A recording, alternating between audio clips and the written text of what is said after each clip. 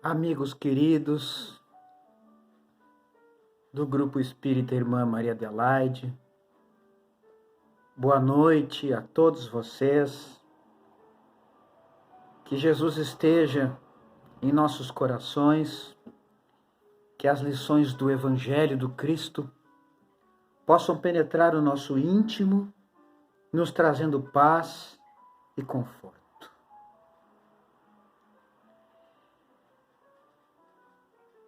Na minha geração, e imagino que na geração de vários de vocês, eu acho que não presenciei uma fase tão impactante. Então, emoções como medo, abandono, desespero até, acabam atingindo vários de nós. E lidar consigo mesmo é um desafio imenso. Para quem está tendo a oportunidade do isolamento e está lidando consigo mesmo, é um desafio enorme. Para quem está presenciando às 24 horas do dia o convívio com os familiares,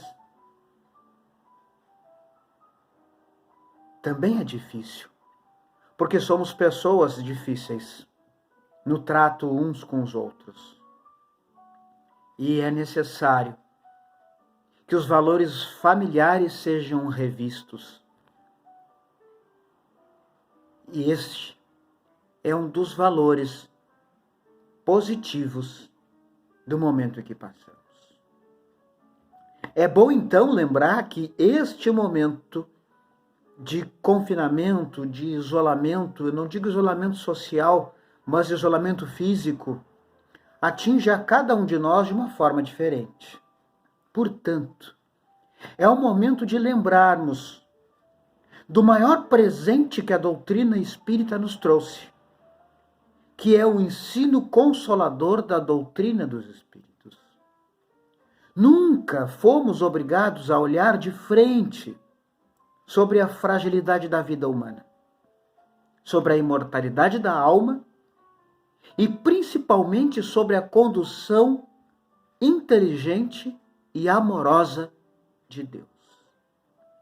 Está claro que quem acompanha o nosso processo evolutivo e possui o controle do plano dos encarnados é Deus, através de Jesus. Não é nenhum estadista, não é nenhum líder político.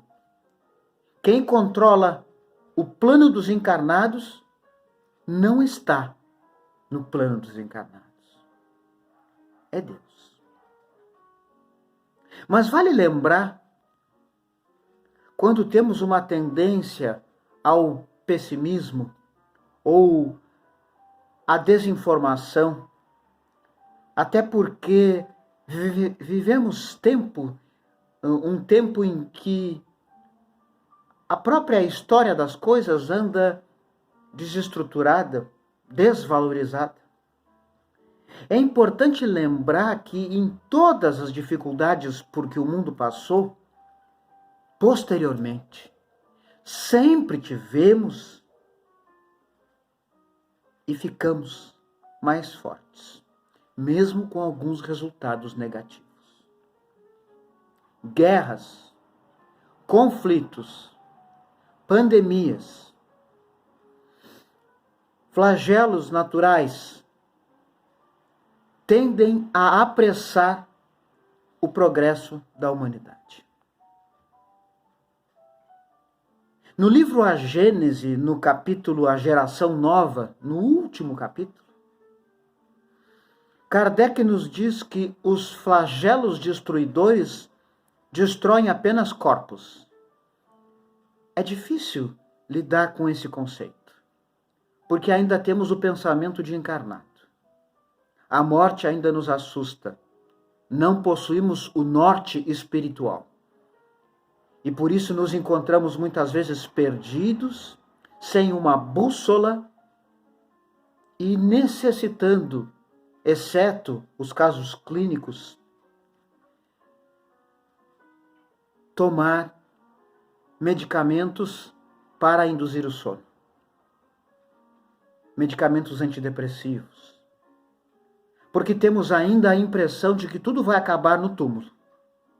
Embora saibamos de conhecimento que a vida não termina nele. E Kardec ainda diz: é de notar que em todas as épocas da história, as grandes crises sociais, se surgiu uma era de progresso. E nós pulamos para o Livro dos Espíritos, questão 737, que nos diz: os flagelos destruidores possuem o fim de fazer a humanidade progredir mais depressa. E na questão 740, os Espíritos nos informam que os flagelos destruidores são provas que dão ao homem ocasião de exercitar a sua inteligência. Isso é o progresso científico. Uma pandemia tende a apressar o progresso científico em busca de uma vacina, por exemplo. Mas também dão provas de demonstrar ao homem sua paciência e sua resignação ante a vontade de Deus, a fé, e lhe oferecem ensejo de manifestar seus sentimentos de abnegação, de desinteresse e de amor ao próximo, a caridade.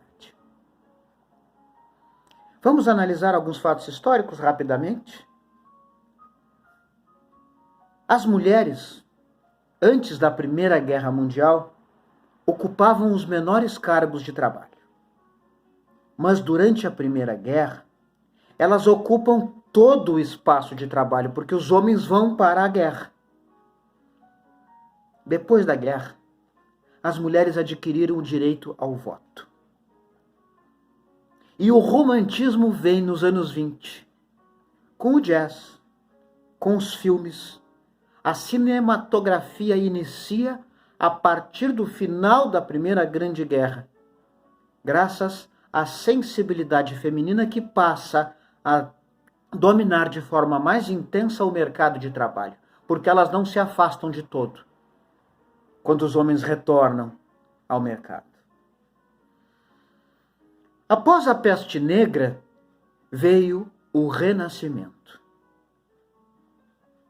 Mais ou menos ao mesmo tempo, reencarna o codificador da doutrina dos Espíritos, trazendo o Consolador prometido.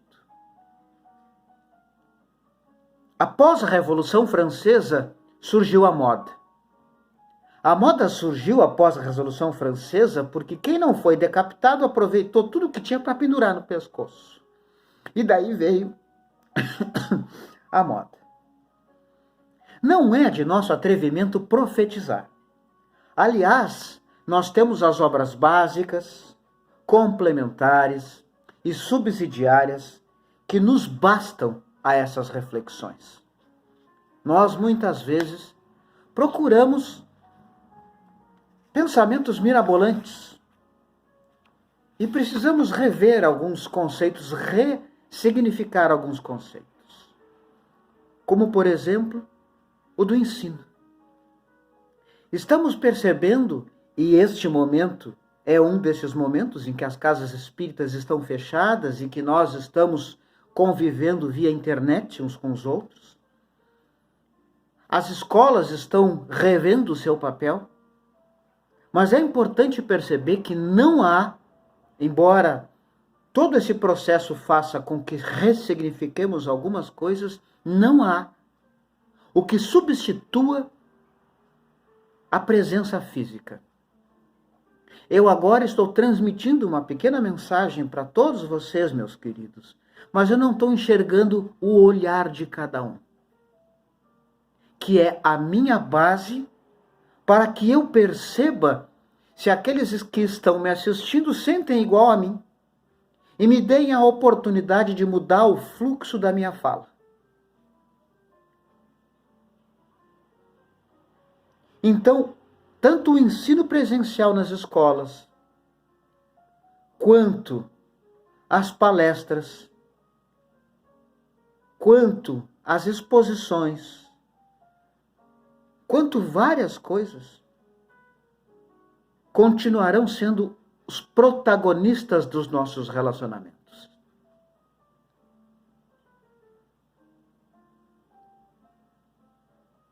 E o ensino à distância, as lives, as palestras à distância serão meios que facilitarão o progresso, mas ainda como meros coadjuvantes.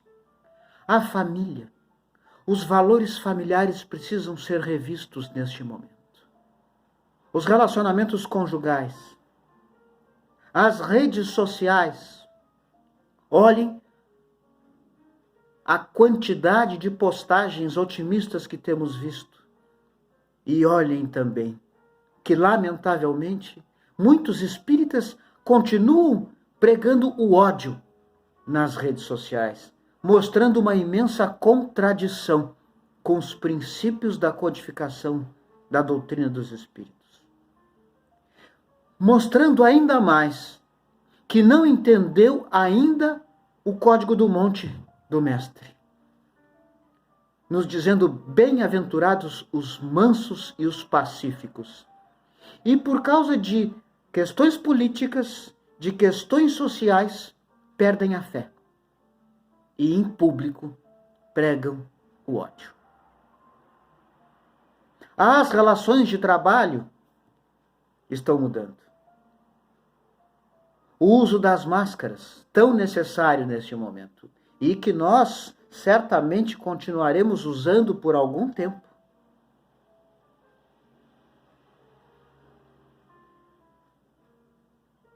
Estamos todos ligados uns aos outros.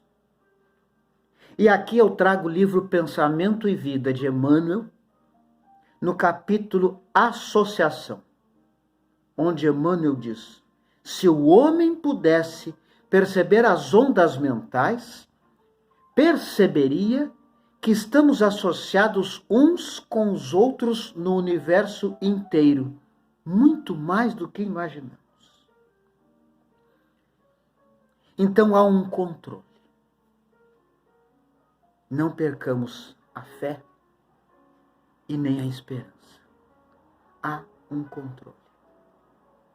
E a solidariedade é o que nos cabe neste momento.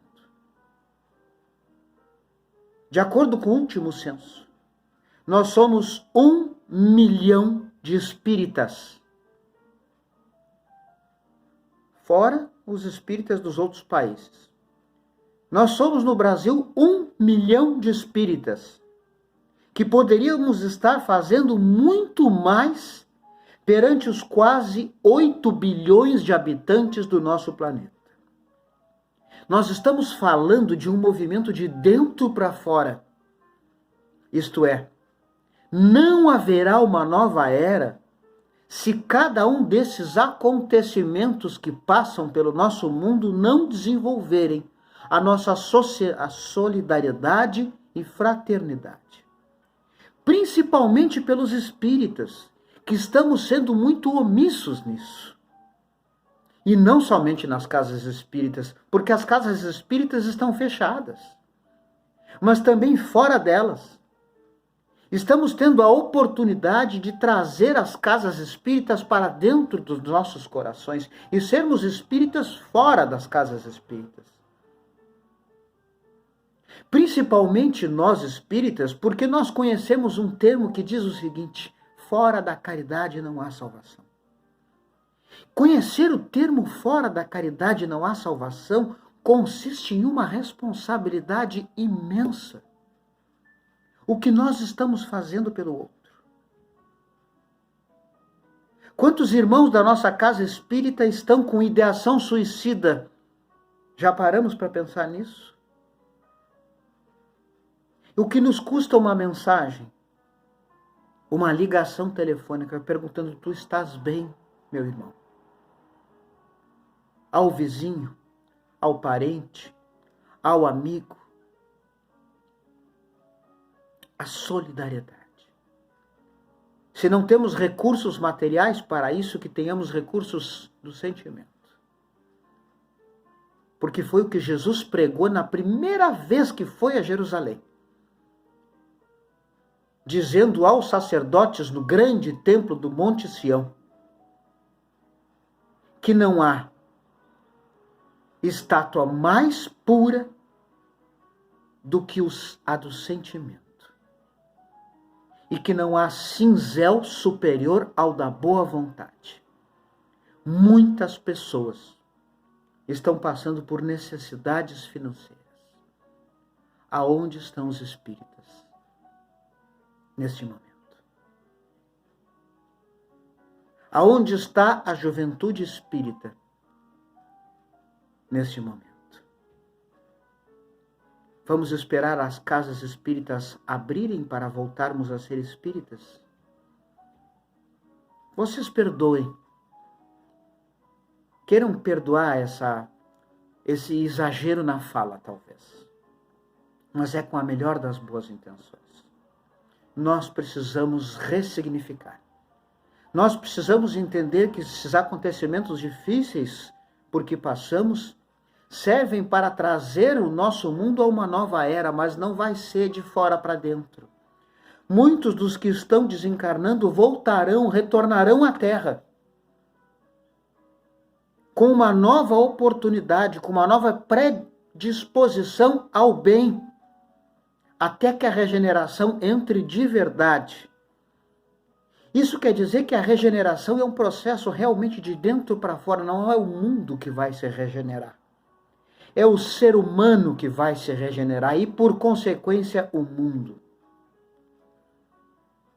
Meus amigos queridos, que tenhamos também a fé de acreditar nos desígnios do grande Pai. Que tenhamos a confiança da embarcação. Deus está comandando o timão dessa embarcação, conduzindo a nossa humanidade de forma sábia e extremamente amorosa ao que é o melhor para cada um de nós. Não percamos esta consciência. Jesus, quando foi para a cruz, que tinha todo o poder de se escapar dos soldados do Império Romano, nos deu esse testemunho de fé, se entregando e mostrando que era aquele o momento de entregar o timão da embarcação ao Pai. E ainda diz, no seu último suspiro, Pai, perdoai-lhes, porque eles não sabem o que fazem. Esse é o testemunho da fé. Nós não precisamos estar ao monte, acima do monte, porque Deus não está acima do monte. Não existem lugares sagrados. Os lugares sagrados estão dentro de nosso coração. Como dizia Alta de Souza, no livro Parnaso de Além Túmulo, no poema intitulado Mensagem Fraterna. Meu irmão, tuas preces mais singelas são ouvidas no espaço ilimitado. Mas sei que às vezes choras consternado ante o silêncio da força que interpelas. Volve ao teu templo interno, abandonado, a mais alta de todas as capelas, e as respostas mais lúcidas e mais belas hão de trazer-te alegre e deslumbrado. Ouve o teu coração em cada prece. Deus responde em ti mesmo e te esclarece sob a luz eterna da consolação. Compreenderás então a dor que te domina na linguagem pura e peregrina da voz de Deus em luz de redenção. Amigos queridos, que fiquemos todos em paz, harmoniosos, e que todos vocês, trabalhadores incansáveis, permaneçam com as casas espíritas dentro dos corações de vocês. Um grande Beijo nesses corações. Muito obrigado.